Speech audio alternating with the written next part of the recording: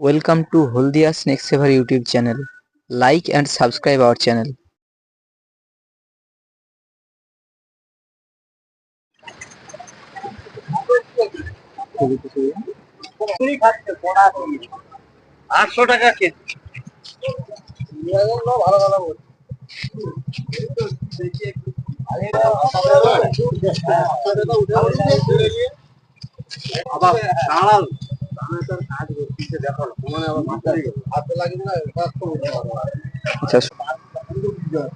এইটাতে হয়েছে হাত রাখলে অসুবিধা হয়।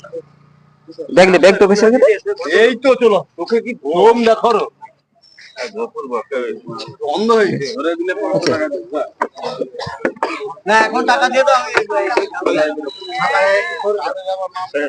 আচ্ছা সবাই একটু দূরের দিকে যান, সবাই একটু দূরের দিকে যান। রাস্তা ক্লিয়ার করো।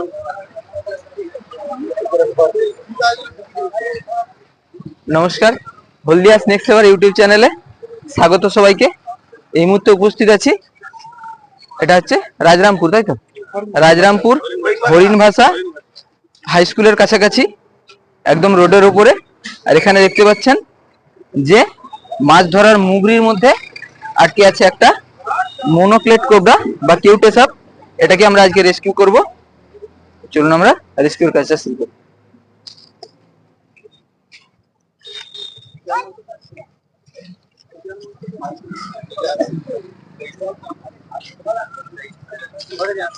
বর্তমান দিনে মানুষ অনেক সচেতন হয়েছেন।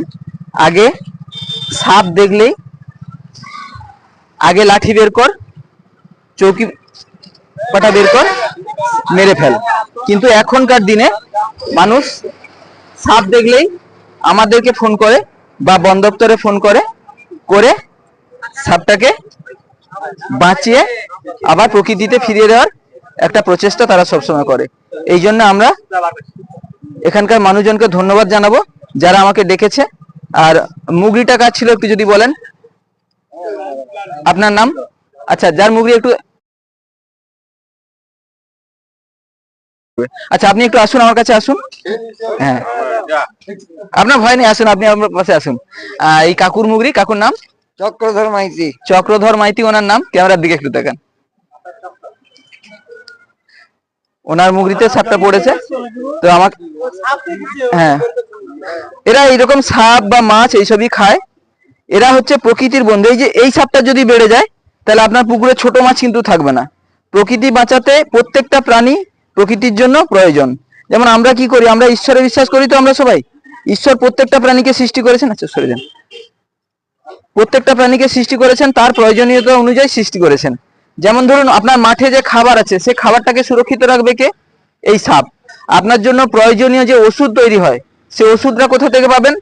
এই সাপের বিষ থেকে পাবেন। সেই জন্য প্রকৃতির প্রত্যেকটা প্রাণীকে বাঁচাতে হবে। না ঠিক ধরা আছে, কোনো ভয় নেই।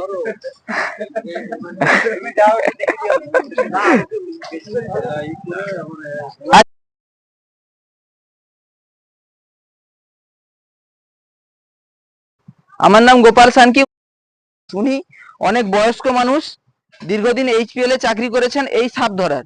কিন্তু সাপগুলো ধরে নিয়ে এসে কি করেছে আপনারা কেউ জানেন না, সাপগুলোকে বিক্রি করেছেন। এই কথাটা আমাদের কাছে খবর এসছে রিসেন্টলি, আমি জানতে পেরেছি। আমি এবং আমাদের বন দপ্তরের কাছেও খবর গেছে। উনি যেটা করেন যে ওয়াইল্ড অ্যানিমেল মানে এই সাপগুলোকে ধরে নিয়ে গিয়ে বিক্রি করেন, যেটা সম্পূর্ণ বেআইনি কাজ। আপনি যদি খাঁচার মধ্যে টিয়া পাখি, শালিক পাখি রেখে পুষেন, সেটাও বেআইনি কাজ। আপনি যদি এই সাপ বলুন বা কোনো প্রাণীকে মারেন বা খান, যেমন ধরুন আমরা অনেকে কচ্ছপ খাই, তো কচ্ছপ খাওয়ারও সেম শাস্তি। কোনো বন্য প্রাণী খাওয়া যায় না, মারা যায় না। বক, ডাক পাখি, অনেকে দেখবেন বন্দুক নিয়ে বেরিয়ে পড়ে প্রচুর প্রচুর ডাক পাখি, বক এগুলোকে মেরে ফেলে। এইগুলো একদম করতে দেবেন না, ঠিক আছে? যদি কেউ করে আমাদেরকে ফোন করবেন, আমরা তার বিরুদ্ধে অ্যাকশন নেব। কারণ প্রকৃতির প্রত্যেকটা প্রাণী যদি না থাকে, দেখবেন কোনো না কোনো একটা প্রাকৃতিক ভারসাম্য বিঘ্নিত হবে। তাই প্রত্যেকটা প্রাণী বাঁচানোর জন্য আমাদের সঙ্গে যোগাযোগ করবেন, যাতে প্রকৃতি সুন্দর থাকে, ঠিক আছে? আচ্ছা বেশি কথা নয়, এটা অবশ্যই বিপজ্জনক কিন্তু হিংস্র নয়। এরা নিজে থেকে কাউকে আঘাত করতে যায় না। এরা বিপদ বুঝলে যখন দেখুন, এরা একদম শেষ মুহূর্তে যখন দেখবে যে এরা হচ্ছে গিয়ে আমার মনে হয় আর বাঁচার রাস্তা নেই। এবার মনে হয় আমাকে মরে যেতে হবে, আমাকে মনে হয় মেরে ফেলবে, তখনই এরা কিন্তু আক্রমণ করতে যায়। তার আগে কিন্তু এরা মানুষ বলুন কোনো বড় প্রাণীকে আক্রমণ করতে যায় না, কারণ এদের বিষটা হচ্ছে এদের খাবার খাওয়ার জন্য প্রয়োজনীয়। এরা হচ্ছে বিষটা হচ্ছে কোনো প্রাণীর শরীরে ঢেলে দিয়ে তাকে নিজের বশে আনে, তারপরে এরা খাবার খায়। আর এটা হচ্ছে একটা কেউটে সাপ, এর বিষ হচ্ছে নিউরোটক্সিক বিষ।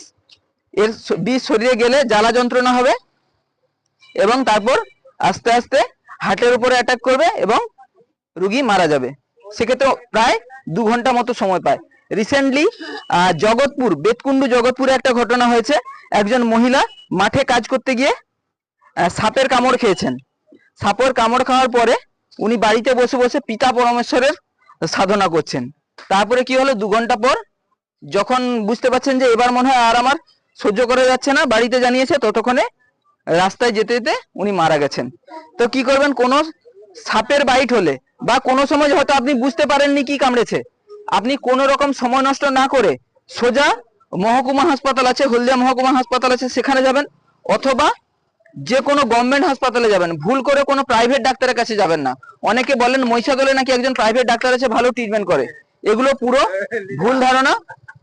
সোজা গভর্নমেন্ট হসপিটালে যাবেন, কোনো বাঁধাবাঁধি করবেন না। বাঁধলে, ধরুন চন্দ্রবোড়া যদি কামড়ায়, বাঁধলে সেক্ষেত্রে কি হবে, ওই জায়গাটা ক্ষত হয়ে যাবে, হতে পারে ওই অংশটা কেটে বাদ দিতে হবে। ঠিক আছে, কোনোভাবে বাঁধাবাঁধি করবেন না। সাপের কোনো বাইট হলে সোজা পেশেন্টকে বাইকে তুলে নিয়ে যান, সময় নষ্ট করবেন না, এইটুকুই শুধু বলা। ঠিক আছে, সবাইকে ধন্যবাদ আমাকে প্রকৃতি বাঁচানোর জন্য ডেকেছেন। আর এবারে আমরা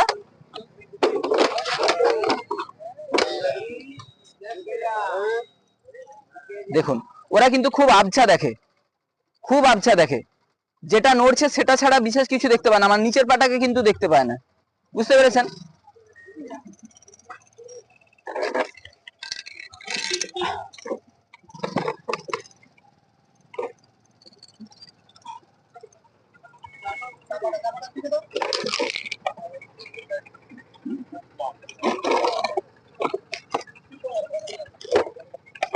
ভবলীলা কোনো শেষ নয়।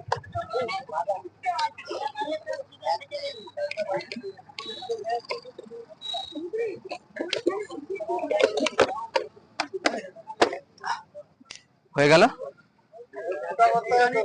ফুটো করা আছে। আমাদের তো রেগুলার এই কাজের জন্য ব্যবহার করা হয়, সেই জন্য ফুটো করা আছে। আচ্ছা, সবাইকে আরেকটা অনুরোধ, আমাদের ইউটিউব চ্যানেলের নাম হচ্ছে হলদিয়া স্নেক সেভার। সবাই চ্যানেলটাকে সাবস্ক্রাইব করে আমাদের পাশে থাকবেন। আমার বাড়ি মনিরামপুর, একদম আপনার পাশের বাড়ির ছেলে। হ্যাঁ, পুরো পল্লীতে বাড়ি। ঠিক আছে, হ্যাঁ, সাপের গা ঠান্ডাই হয়, ঠান্ডা। সাপ হচ্ছে ঠান্ডা রক্তের প্রাণী। শেষ পর্যন্ত ভিডিওটা দেখার জন্য আপনাদের সবাইকে অনেক ধন্যবাদ।